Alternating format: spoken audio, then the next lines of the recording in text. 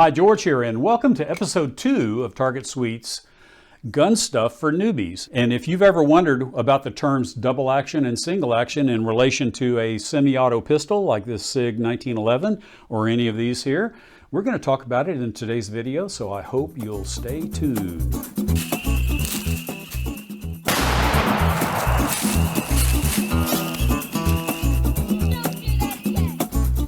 You know, if you watch my episode 1 video of Gun Stuff for Newbies, we talked about 2 different kinds of handguns in general, and we had a revolver, 2 revolvers, and we had 2 semi-auto pistols as well.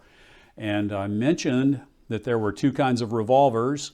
There was a single action revolver and a double action revolver, and we talked about how the technical term single action and double action refers to what is the function of the trigger. And that is exactly what that term means. What is the function of the trigger on a given firearm? And before we go any further, I want to show you guys what to do if you pick up or get handed a firearm like this. And you may be at the gun store, you may be at the gun range, or you may be at somebody's house and it's on the table. But the first thing you're going to want to do always is to verify for yourself with your own eyes that the gun is in a safe handling condition, meaning that it is completely unloaded. And so unless somebody is handing you a gun to fire at the range, then you have to check and make sure that every gun is unloaded, every handgun, every rifle, every shotgun. And so in order to do that, on the Sig 1911, we've got a magazine release button right here. And so we take the magazine out, and then we're going to want to open the slide and inspect the chamber, make sure there is no round inside the chamber, and then we want to make sure that there is no round inside the receiver, even though we've taken the magazine out. And then we'll double check the magazine, make sure the magazine has no cartridge, no round in the magazine. Now, we can reinstall that magazine if we wish, and we know that this handgun is in a safe condition. It is not loaded. And so I have checked all 4 of these handguns in the same way. I've got another one here. I'm going to take the magazine out. This is a Sig P238. It's a tiny little micro compact. It's kind of made in the style of a 1911. It has all the controls and the general styling of a 1911. The trigger does nothing until the hammer is cocked, and then the trigger will release the hammer. And then after that, the trigger does nothing. So when the hammer is released and the round fires, just like on the Sig 1911, the slide recoils. In that recoil motion, it cocks the hammer.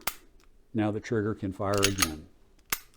And so the only function that this trigger has is to release the hammer. So this is also a single action hammer.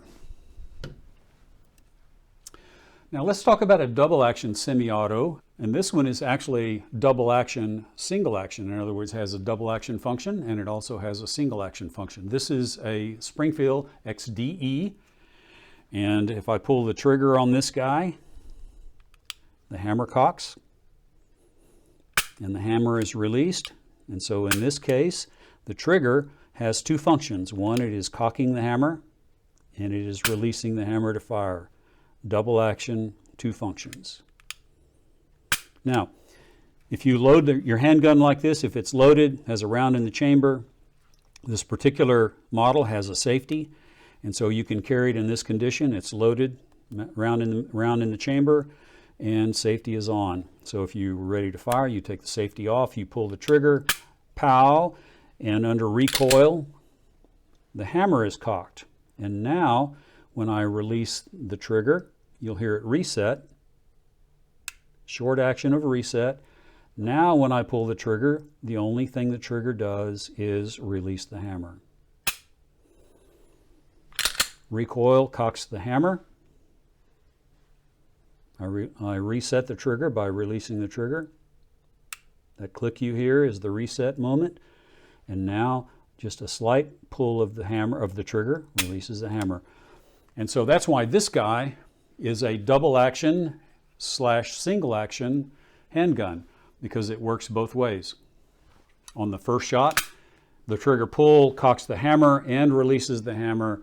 That's double action, 2 actions.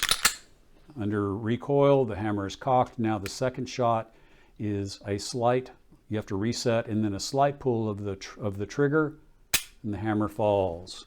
And so in that mode, the trigger is doing one function, and that's just releasing the hammer.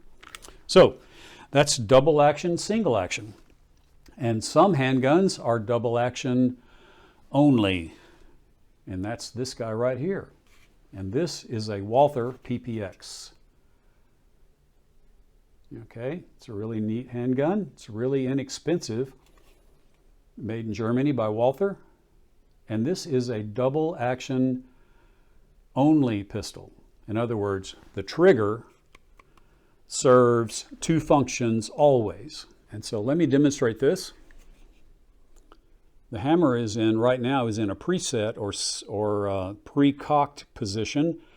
And when I pull the trigger, let me do it down here. And when I pull the trigger, the hammer finishes cocking. See the hammer coming out? Okay, but unlike the Springfield XDE, this motion is fairly easy compared, and we'll talk about trigger pull in just a minute. The double action trigger pull of the Springfield is very long and hard. The double action trigger pull here of the Walther Ppx is very easy, but it's still double action because by pulling the trigger, I'm finishing the motion of cocking the hammer, and then I release the hammer. So again, the trigger serves 2 functions. It cocks the hammer and releases the hammer. So this is a double action only pistol. And so this is a double action only. Now, some would say, but there's more to it than that. Well, people will talk about striker fire versus hammer fire, and this is a hammer fired gun because it has a completely exposed hammer, and when I pull the double action trigger pull of this external hammer, then the trigger has got to do the entire motion of cocking the hammer, and it gets to be really hard there at the end. And so that's one type of double action. But on this one,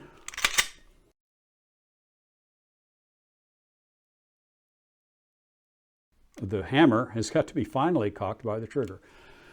And so there's very, very little force required to finish cocking that hammer. And so this is a fairly light trigger pull, even though it's double action.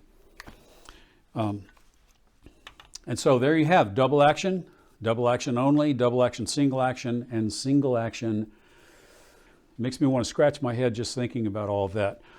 But those are things to consider when you're looking at handguns, is because you can have some double action.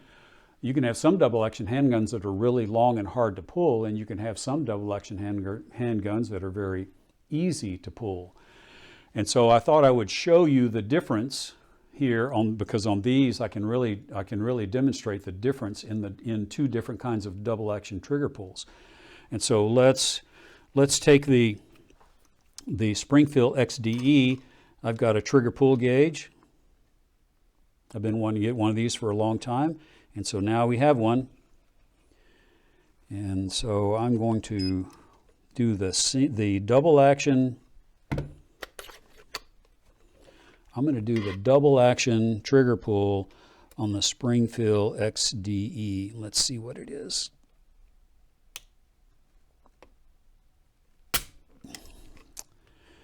Okay, the double action trigger pull on the Springfield XDE is 9 pounds, 7 ounces. We'll round up.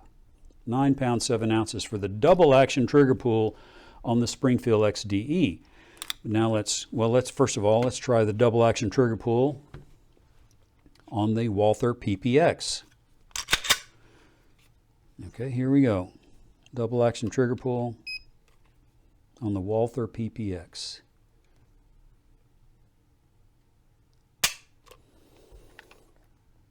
4 pounds, 5 ounces.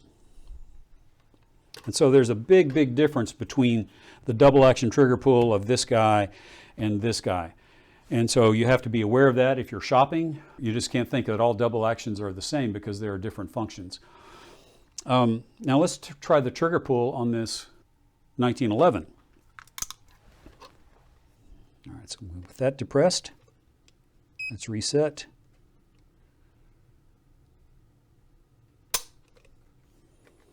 £3 10 ounces.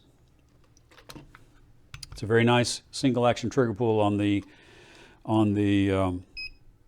Sig 1911.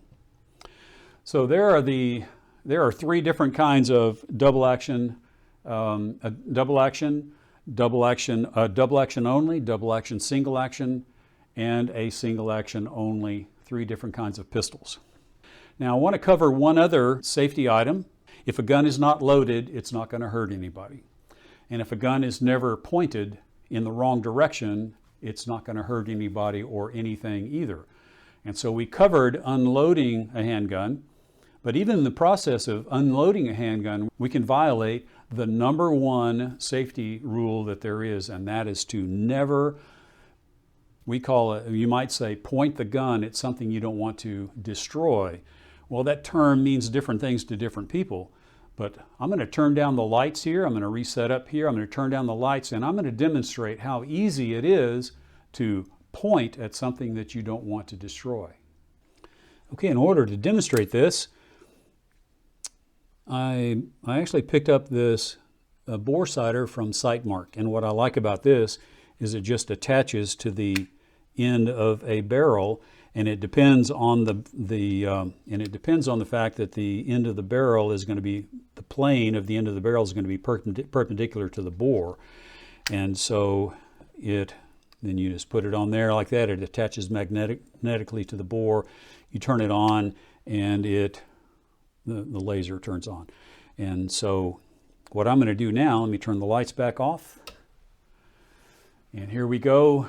And I've got this pistol, and you can see that the laser is on right there. And I'm holding it in a natural position, kind of pointing off to the left here, and you can see that it's dancing there on the wall. And so anything that, if there's somebody over there, and I'm just naturally, because it's not natural to hold the pistol pointing straight, what we will call downrange, or down at the floor. It's not natural to do that. And so it's really easy to let the pistol get across your body like this, and then you can see that laser, where that laser is going, and then all I have to do is somebody behind me here says, "Hey, George," and I go like this, and now my barrel has pointed at everyone in a 180-degree circle from downrange to all the way behind me. And that's how easy it is, especially with a handgun. Just what seems to be a little bit of movement will really sweep that barrel around the room. And so when somebody says, don't point the gun at something you're not willing to destroy, don't think in literal terms, because if the barrel is actually pointing in that direction, it's the same thing as you pointing it.